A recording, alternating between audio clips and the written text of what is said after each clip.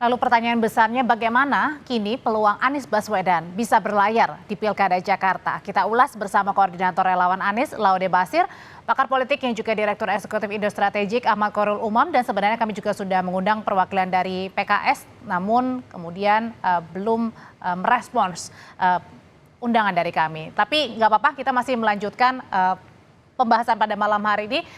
Pertanyaan pertama, jadi saya mau penegasan lagi nih, Bang Laude, selamat malam. Mas Umam, selamat malam.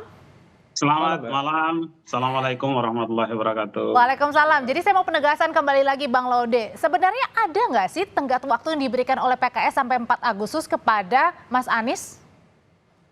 Ya, yang kami pahami, apa yang disampaikan oleh Mas Anies juga sudah menjadi konsumsi publik ya. Beberapa hari ini kemarin ya beredar voice note dari Mas Anies kepada Ketua DPW PKS DKI Jakarta, bahwa tenggang waktu itu Mas Anies juga cukup kaget ya, artinya tidak memperoleh keterangan yang jelas. Makanya beberapa waktu yang lalu kepada teman-teman jubir PKS, saya juga sempat bertanya, itu disampaikan dalam forum mana kan gitu ya, seperti apa bentuknya, apakah lisan ataupun tertulis. Tapi terlepas dari itu, ya memang urusan konfigurasi pasangan cagup dan cawagup memang selayaknya dan biasanya itu dibicarakan secara bersama. Ya tentu saja pimpinan partai juga calon pengantinnya. Ya calon pengantinnya adalah Mas Anies kan gitu. Itu yang bisa kita pahami dari proses yang selama ini berjalan dari setiap pemilu kan gitu. Berarti kalau misalnya kemarin-kemarin nih antara PKS dan juga Mas Anies ini manis begitu ya hubungannya, kalau sekarang mulai getir dong berarti? Saya rasa tetap manis ya, hubungan tentang pencalonan ini memang kan menjadi kewenangan Mas Anies sendiri ya, di tim kami itu Mas Anies sendiri, karena kan levelnya beliau harus berbicara dengan para pimpinan partai. Ya kami para jubir akan meneruskan terhadap apa yang diperbincangkan jika itu memang dirasa perlu. Tetapi kalau masih merupakan konsumsi terbatas ya tentu kita juga dengan sangat terbatas menyampaikan ke publik. Tapi yang hari ini kita rujuk dan jelas kan bukan asumsi ataupun wacana-wacana yang berkembang di media. Yang sudah sangat jelas itu adalah bahwa PKB sudah memproses dukungan terhadap Mas Anies, dideklarasikan secara resmi oleh Ketua DPW-nya, pun demikian oleh PKS, itu kan secara resmi oleh Presiden PKS, dan demikian pula oleh Nasdem. Itu yang real pantas kita rujuk. Tapi itu kalau Ya, dari PKB kan sisanya masih yang lain DPW kan ya, masih belum DPP-nya. wacana-wacana. Oke. Ya. Iya, dari PKB tapi kan masih DPW-nya, belum ketuk palu di DPP-nya, Bang Ya, Laude. itu kan proses di Despekada, kemudian sampai kepada kemudian di DPP, artinya butuh waktu kan gitu ya. Dan waktunya kan pendaftaran itu akan dimulai pada tanggal 27 sampai 29. Ya, kita anggap kami teman-teman relawan itu menganggap bahwa proses yang hari ini berjalan adalah proses sebuah negosiasi. Dan itu wajar saja kan gitu ya, ada tarik ulur, itu hal yang biasa. Kami pihak relawan tetap mengkonsolidasikan diri untuk jalan bergerak bagaimana membangun dukungan terhadap Mas Anies. Tapi pertanyaan besar juga Mas Umam, kenapa nih dari PKS yang tadinya manis banget bersama dengan Mas Anies, Aman juga sudah tergabung dalam pasangan Aman, Anies Sohibul Iman, tapi kemudian tiba-tiba ada bicara soal tenggat waktu, dan kabarnya juga Mas Anies ini nggak tahu tentang tenggat waktu. Ini sebenarnya permainan atau real memang ada tenggat waktu?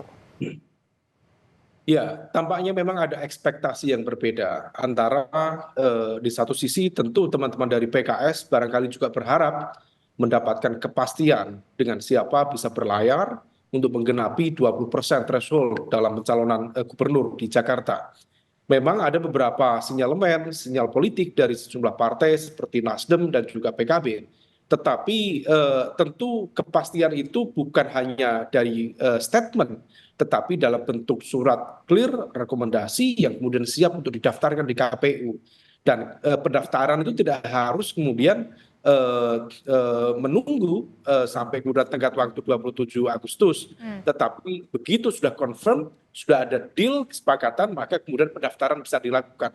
Pertanyaannya, mengapa kemudian dalam rentang waktu yang sudah sekian lama belum ada tanda-tanda itu? Nah, situasi ini yang tampaknya membuat partai-partai seperti PKS kemudian menjadi agak goyah. Terlebih ketika ada upaya operasi politik untuk menggergaji rencana pencalonan Anies Baswedan yang kemudian dengan melakukan upaya negosiasi dan juga kompromi dengan kalkulasi kepentingan ekonomi politik yang barangkali jauh lebih menguntungkan bagi PKS, baik dalam konteks eksistensi kepentingan di Jakarta, termasuk juga lingkup nasional.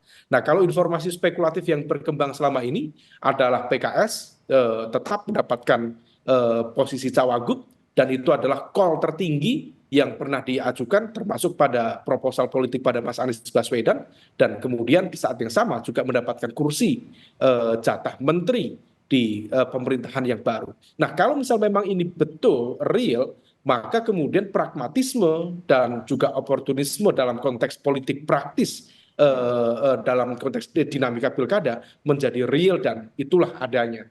Dan tentu dalam konteks catatan demokrasi menjadi kompleks di sana. Oke, Mas Umam, tapi lebih berat yang kemana sampai dengan sekarang ya setidaknya melihatnya? PKB memang yang lebih menguntungkan banyak jika bergabung ke Kim, akhirnya meninggalkan Pilkada Jakarta untuk mendukung Anies Baswedan, atau memang ini upaya untuk mengebosi agar seorang Anies Baswedan ini tidak bisa maju di Pilkada Jakarta? Kalau ditimbang ya, ada unsur kalkulasi kepentingan strategis untuk mengcancel atau menghalangi bagaimana kemudian Anies Baswedan untuk maju di pilkada. Karena bagaimanapun juga Anies Baswedan memiliki captive market yang cukup memadai, basis pemilih loyal yang cukup terjaga, meskipun tetap memiliki irisan yang sama dengan PKS, yaitu di Jakarta Timur, kemudian Jakarta Pusat, dan juga Jakarta Selatan. Tetapi kalau misal kita cermati, dia tetap mampu melakukan konsolidasi itu, terutama kalau misal mendapatkan backup dari partai-partai perubahan yang lain. Nah, kalau misal kemudian Anies bisa mengkonsolidasikan kekuatan di tengah situasi kemarin, di mana RK, Ridwan Kamil, belum clear mendapatkan restu dari Golkar, maka kemudian Kim sendiri berpotensi kehilangan tokoh yang sepadan untuk berhadapan-hadapan dengan Anies. Kalau misal itu terjadi, maka konsolidasi kekuatan Anies menjadi semakin kuat. Kalau misal kemudian Anies menang di Jakarta, maka Jakarta bisa bertransformasi menjadi kekuatan oposisi yang cukup kuat, terutama di hadapan kekuasaan baru Prabowo Gibran. Nah, kita tahu di Pilpres kemarin Anies tampil begitu impresif, menjadi rival yang cukup kompetitif. Memang gap elektabilitasnya jauh dengan Pak Prabowo, tetapi argumen narasi yang digunakan betul-betul mampu memecah konsentrasi dari terutama misalnya Pak Prabowo dalam beberapa kali debat. Nah, kalau misal itu dibiarkan, maka artinya Jakarta berpotensi menciptakan potential threat atau ancaman atau tantangan dalam konteks kontestasi kekuasaan jangka menengah, yaitu di 2009. Nah, ini yang tampaknya menciptakan operasi politik yang cukup sistematis dan juga masif untuk memastikan. Dan diawali dari Pilkada Jakarta sekarang begitu ya maksudnya ya Mas Umam ya? Iya. Oke, kalau Bang Laude, kalau gitu ini kan masih menghitung beberapa minggu lagi. Nah, pertanyaannya, kalau terus konsolidasi tapi tidak ada partai politik yang kemudian bisa mengusung Mas Anies karena harus lebih dari satu parpol, itu gimana? Berarti terancam banget dong ini Mas Anies tidak dapat tiket untuk bersaing di Pilkada Jakarta. Ya, yang prosesnya kan yang bisa kita lihat proses itu sudah berlangsung. Sudah ada deklarasi awal yang dilakukan oleh 3 partai politik pendukung Mas Anies. Ya, kami semua percaya pada integritas para pimpinan parpol ini, sehingga kami yakini bahwa proses yang tapi bukannya sekarang aja udah goyah, Bang? Ya, itu kan asumsi dan wacana yang berkembang. Ya, bukti secara otentiknya itu yang jelas, yang ada buktinya itu adalah dukungan dan deklarasi resmi. Sisanya yang lain itu kan adalah wacana-wacana yang dikembangkan ya. Saya itu sering berpendapat kepada teman-teman, janganlah menari di gendang yang ditabu oleh orang lain kan gitu ya. Membahas tentang merujuk tentang Kim Plus, kalau kita rujuk bahasanya Pak Zazilo itu kan Kim Plusnya aja belum jelas, kok sudah diperdebatkan kan gitu ya. Jadi itu Mbak, hari ini yang banyak menjadi titik atau duduk perkaranya orang mendiskusikan itu suatu yang masih asumsi, suatu yang masih wacana. Sementara yang sudah jelas dan real itu adalah dukungan terhadap Mas Anies sudah dideklarasikan resmi Nah, di tapi masing-masing partai. tapi Bahwa masalahnya dalam dari prosesnya Bang Laude, ya tapi terkait dengan masalahnya pendaftaran. dari Mas Koli sendiri bilang ada dua opsi nih. Yang pertama dipastikan pasangan aman ini berlayar, atau yang kedua tidak Ya. bisa berlayar karena kurangnya kursi. Ya, menyatakan kurang kan kita anggap apa? Dukungan secara resmi yang dilakukan oleh PKB, dukungan secara resmi yang dilakukan oleh Nasdem. Proses internal di semua partai kemudian juga harus kita hargai kan gitu ya. Yang hari ini mereka lakukan adalah bagaimana menggodok proses itu sehingga sampai kemudian pada tahap pendaftaran. Nah, ya, yang diinginkan hari ini misalkan rekomendasi B1 KWK sebagai syarat untuk dibawa di KPU, ya itu kan ada partai yang sudah tuntas, ada yang partai yang belum. Maka solusi terbaik memang adalah yang biasa kita lihat pada proses-proses sebelumnya itu adalah duduk bersama.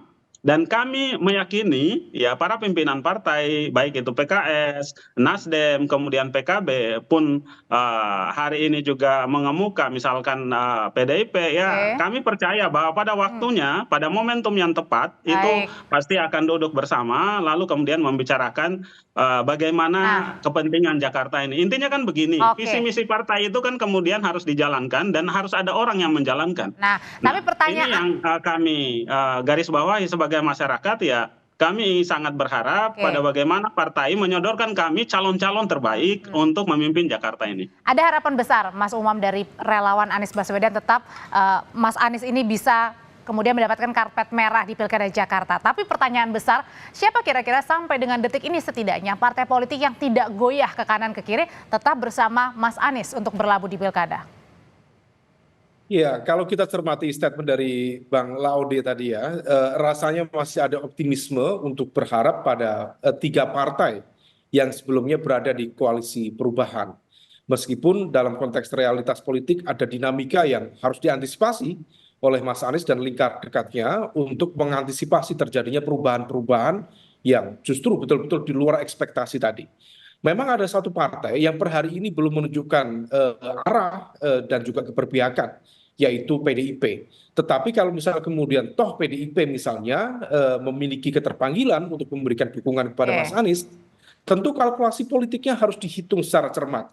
Siapa yang posisinya akan menjadi cawagup? Karena Mas Anies sendiri juga bukan representasi dari PKS. Mas Anies juga bukan representasi dari PDIP. Nah, situasi dan juga realitas karena Mas Anies tidak berangkat dari kader partai, ini juga dalam konteks Pilkada Jakarta ini menjadi sebuah political barrier yang kemudian agak ya menjadi kendala dalam upaya untuk mengkonsolidasikan basis kekuatan koalisi.